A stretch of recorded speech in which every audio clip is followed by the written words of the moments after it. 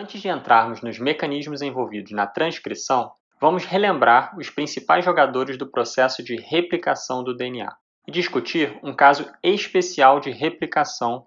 Vejam na representação dessa forquilha as principais enzimas e proteínas envolvidas e o que vocês devem saber da existência e atividades que desempenham para a correta replicação do genoma das células.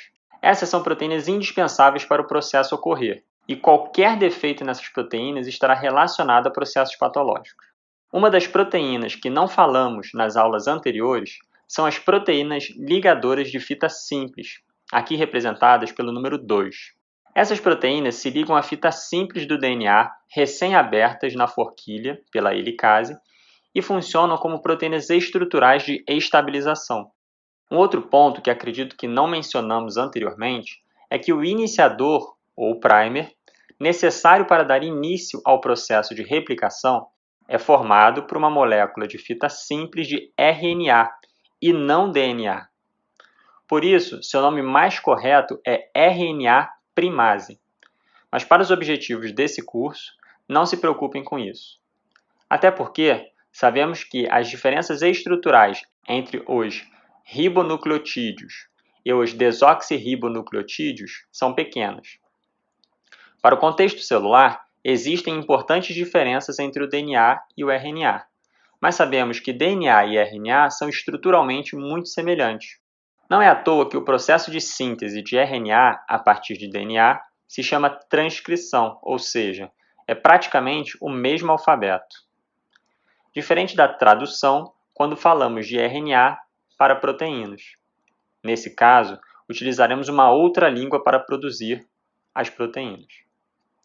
Pois bem, vamos falar um pouco sobre esse tal caso especial e interessante de replicação do DNA. Precisamos entender primeiro algumas diferenças entre organismos eucariotos e procariotos. A mais notável, como podemos ver nesse slide, é que organismos procariotos apresentam seu DNA em formato circular, enquanto eucariotos têm seu DNA linear. Além disso, procariotos são organismos muito menos complexos, não apresentam núcleo, nem organelas, e todas as proteínas ficam meio que dispersas no citosol. Além do que, seus genomas são muito menores, quando comparado aos dos eucariotos. Veja alguns exemplos nas tabelas. Além de não apresentarem as estruturas superorganizadas conhecidas por cromossomos, seus genomas variam na ordem de grandeza dos milhões de pares de base.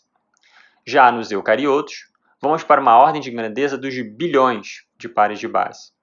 E curiosamente, como já falamos um pouco antes, o tamanho de um genoma nada tem a ver com a complexidade do organismo. Por sinal, seu genoma tem mais ou menos o mesmo tamanho do de um tomate. Curioso, não? A característica mais importante aqui para entendermos esse tipo especial de replicação é o fato de termos um DNA linear e não circular. Bem, vamos raciocinar. Algum de vocês já parou para pensar como ocorre a replicação do DNA nas extremidades dos cromossomos, nas pontas? Esse foi um assunto que intrigou muitos pesquisadores, mas que foi solucionado há alguns anos atrás e rendeu um prêmio Nobel aos seus descobridores. Acontece que a replicação nessas regiões é um pouco mais elaborada. Primeiro de tudo, as regiões das extremidades dos cromossomos são chamadas de telômeros. Guardem esse nome. Outro ponto importante que ainda não exploramos, mas é bom que saibam. Os cromossomos são estruturas bastante complexas e não são formadas apenas por moléculas de DNA. Existem umas proteínas muito legais chamadas histonas, que se organizam em octâmeros, ou seja, 8 unidades proteicas associadas que se enrolam nas duplas fitas de DNA em um nível de compactação tão complexo que para a maquinaria de replicação ou transcrição ter acesso ao DNA é preciso um certo trabalho, viu? É necessário toda uma outra maquinaria de proteínas e enzimas que regulam a acessibilidade do DNA. Ocorrem modificações pós-traducionais nessas histonas por meio de acetilações e metilações em resíduos específicos dessas histonas, de forma a manter o DNA mais ou menos acessível à informação. uma grande engenharia por trás disso. Mas enfim, uma vez que a forquilha de replicação no final dos cromossomos esteja acessível para a replicação, o mesmo problema ocorre na fita estacionária, como já discutimos anteriormente. Nesse slide, ela está representada em vermelho. Vão haver vários centros de iniciação, como mostrado nas setas em azul. Mas vejam aqui, a probabilidade de um centro de iniciação colocar um dos seus iniciadores, o primer, no exato último nucleotídeo, em sua porção 3' do cromossomo, é muito, mas muito pequena. Vejam o que eu quero dizer no slide com o círculo pontilhado. E qual seria o significado disso? É aí que surge a parte mais assustadora do processo. A cada divisão celular, uma pequenina parte do cromossomo não é replicada em suas extremidades. Mas não se preocupem, como já falamos anteriormente, temos sempre uma enzima para nos salvar.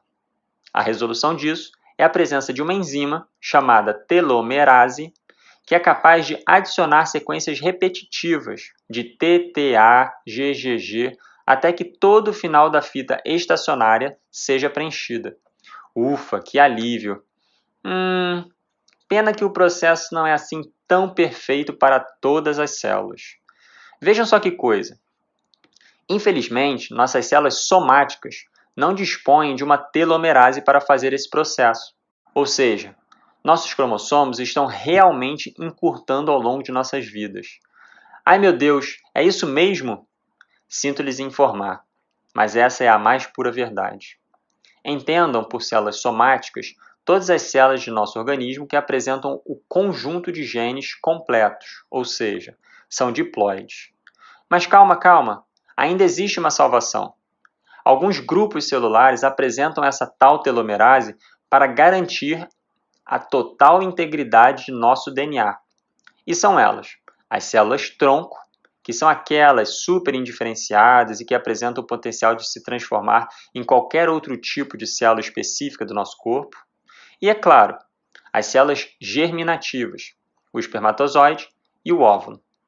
Nessas células, é fundamental que tenhamos nossa biblioteca de informação genética intocável, o mais perfeito possível, pois são nessas células em que tudo começa. É aí que terá o início de tudo o que somos hoje. Logo, o DNA dessas células precisa ser bom. Não podemos ter os cromossomos menores a cada vez que essas células se dividem. E quem se importa que as células somáticas estão perdendo pequenos pedacinhos de DNA a cada divisão celular? Realmente, é algo que não devemos nos preocupar muito, haja vista que o final dos cromossomos não tem nada muito importante, nenhuma informação gênica muito essencial para produzir uma proteína super especial que eu precise. A questão é, ao longo do tempo de uma vida inteira, pode ocorrer que com as pequenas perdas acumuladas ao longo de cada divisão celular atrás de divisão celular, uma hora percamos uma região gênica importante. E aí está a grandeza do processo dessas pequenas perdas. Os telômeros controlam o número de divisões celulares que as células podem fazer ao longo de uma vida, de forma a evitar que em algum momento se perca um gene indispensável. E mais que isso, existem teorias que relacionam o encurtamento dos telômeros com o processo de envelhecimento.